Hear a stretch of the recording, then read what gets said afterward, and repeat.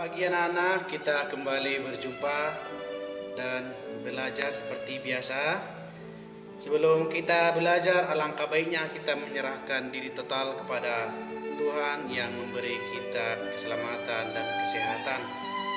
Sebelum kita belajar, kita berdoa saja dan kita hanya membuat tanda salib dalam nama Bapa dan Putra dan Roh Kudus. Amin. Materi kita dari bab 4 bagian C, perumpamaan Yesus tentang anak yang hilang, yang ditulis dari Injil Lukas 15 ayat 11 sampai 32. Yesus menceritakan perumpamaan tentang anak yang hilang kepada pemimpin agama. Mengapa? Karena para pemimpin agama heran mengapa Yesus mau menghabiskan waktunya bersama orang-orang jahat. Maka inilah alasan Yesus menceritakan sebuah kisah tentang kasih Tuhan. Beginilah ceritanya, saksikan tayangan video berikut ini. Ada seorang memiliki 2 orang anak laki-laki. Yang lebih muda memberitahu kepada ayahnya, "Bapak minta warisanku sekarang, sebelum bapak meninggal."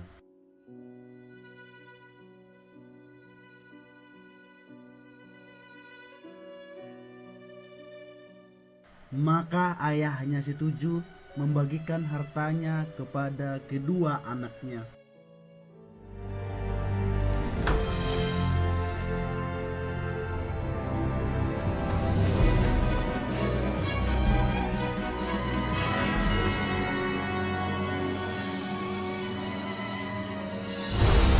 Beberapa hari kemudian, yang lebih muda atau si anak bungsu membawa semua miliknya dan pergi ke negeri yang jauh, dan ia menghabiskan uangnya dengan berpoya-poya.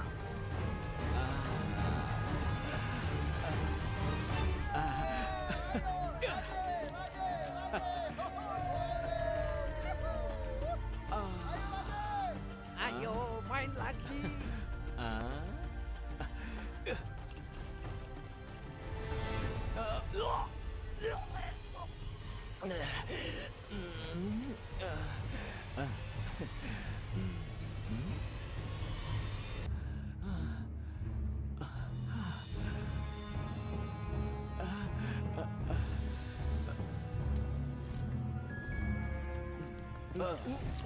Kembalikan. Pencuri, pencuri.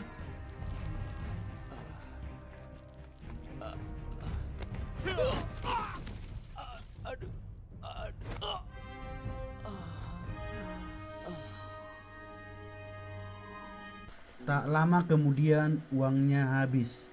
Kelaparan melanda negeri itu dan ia mulai kelaparan.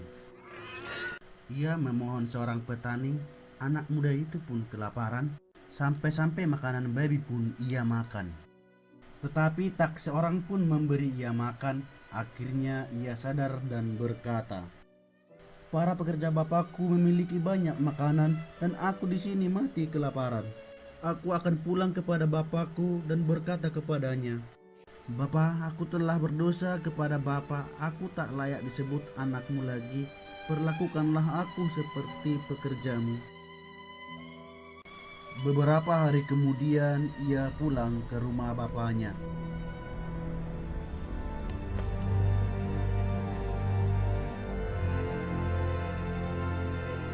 Tetapi saat ia masih di kejauhan, bapaknya melihat dia dan berbelas kasihan padanya. Kemudian ia berlari kepada anaknya.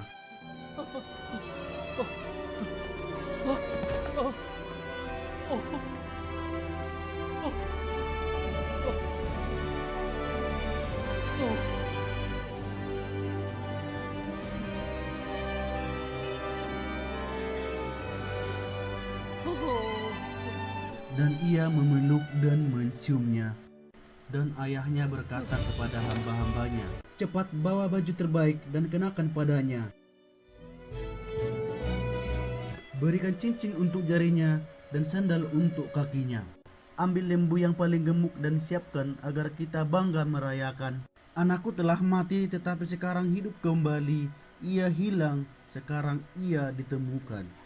Dan mereka mulai merayakannya. Dan anak yang sulung ada di ladang, tetapi ketika ia dekat rumah, ia mendengar musik dan tarian.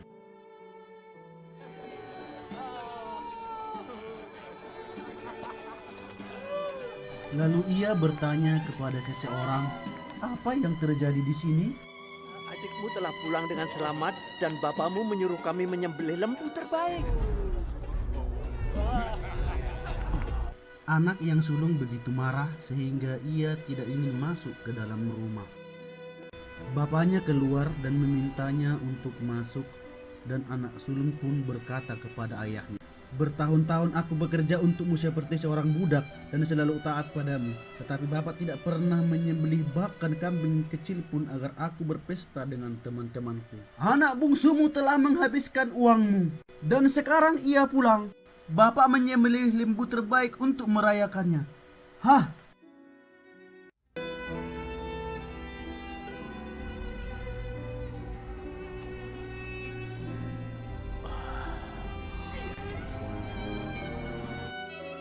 Lalu bapaknya menjawabnya, "Anakku, kau selalu bersamaku dan semua yang kumiliki adalah milikmu juga. Tapi seharusnya kita harus berbahagia dan merayakannya. Adikmu mati, tetapi sekarang ia hidup. Ia hilang dan telah ditemukan."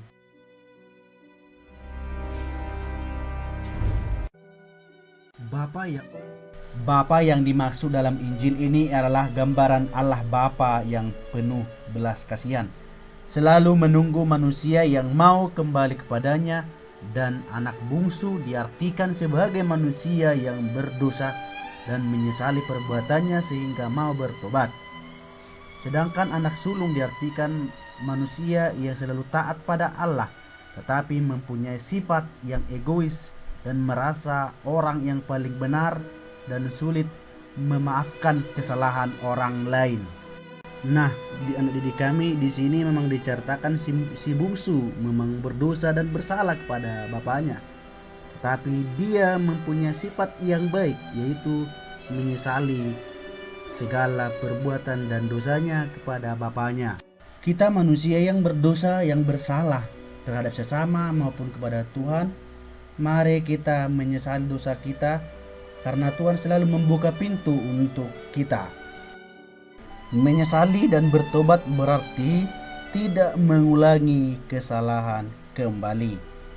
Demikian yang bisa saya sampaikan dan saya ajarkan untuk kali ini. Mohon belajar kembali di rumah. Kita tutup dengan membuat tanda salib. Dalam nama Bapa dan Putra dan Roh Kudus. Amin.